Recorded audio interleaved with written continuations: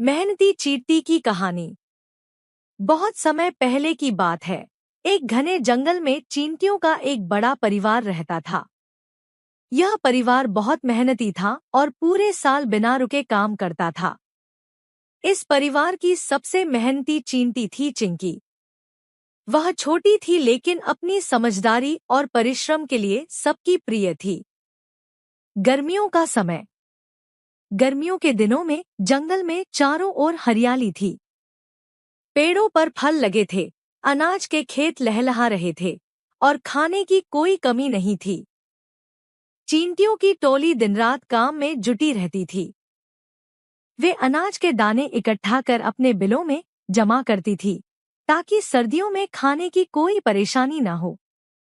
चिंकी भी अपनी टीम के साथ बिना रुके काम करती।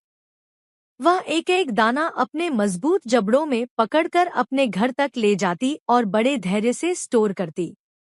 आलसी टिड्डा। इसी जंगल में एक टिड्डा भी रहता था। वह बहुत आलसी था और पूरे दिन मौजमस्ती करता, पेड़ों की डालियों पर बैठकर गाना गाता और धूप सेकता। जब भी वह चिंकी को काम करते देखता, तो हंसते हुए कहता, "अरे चिंकी, इतनी मेहनत क्यों कर रही हो? अभी तो बहुत खाना है। आओ, मेरे साथ गाना गाओ और मस्ती करो।" चिंकी मुस्कुराती और कहती, "टिड्डे भाई, अभी मेहनत करने का समय है। जब ठंडी सर्दी आएगी, तो हमें खाने को कुछ नहीं मिलेगा।" लेकिन टिड्डे ने उसकी बात को अनसुना कर दिया और मस्ती में मस्त रहा। सर्दियों का आगमन। सर्दियों का आगमन। कुछ महीनों बाद ठंड बढ़ने लगी।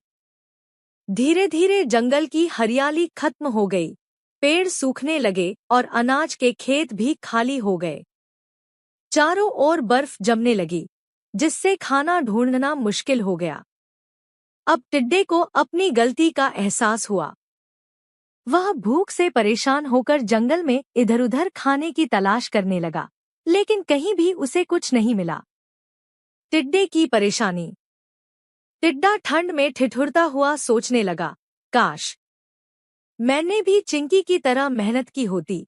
वह बहुत कमजोर हो चुका था और भूख के कारण चल भी नहीं पा रहा था। आखिरकार थक-हार कर वह चींटियों के घर पहुंचा और चिंकी से मदद मांगी। उसने विनती की, "चिंकी, मैं बहुत भूखा हूँ। मुझे खाने के लिए कुछ अनाज दे दो, नहीं तो मैं मर जाऊंगा।" चिंकी की सीख। चिंकी ने टिड्डे को देखा और कहा, "गर्मियों में जब हम मेहनत कर रहे थे, तब तुम मस्ती कर रहे थे।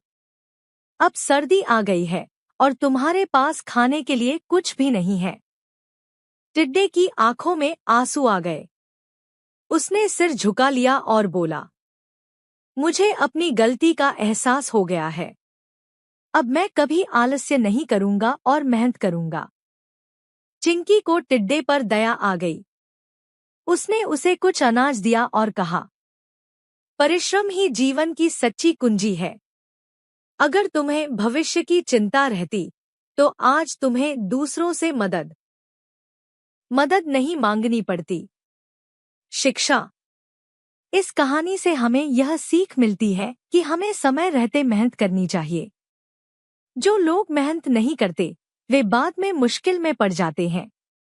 आलस्य जीवन को कठिन बना देता है, जबकि मेहनत करने वाले लोग हमेशा सुखी और सुरक्षित रहते हैं।